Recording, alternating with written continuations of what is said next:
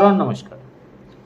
जे लोक ग्रामीण भागामध्ये गाई पालन आणि म्हशी पालनासाठी बँकेकडे जाऊन प्रस्ताव करतायत किंवा करू इच्छित आहेत, ज्याला आपण डेअरी म्हणतो थोडक्यामध्ये, अशा लोकांना ज्यावेळेस पंतप्रधान रोजगार योजनेतनं 20 लाखापर्यंतच्या प्रस्तावासाठी 5 ते 7 लाखाची सबसिडी दिली जाते, तर आपण डायरेक्ट बँकेकडनं लोन घेण्याऐवजी किंवा मुद्रामधनं अर्ज करण्याऐवजी ह्या PMGP लोनचा बेनिफिट घेतला पाहिजे.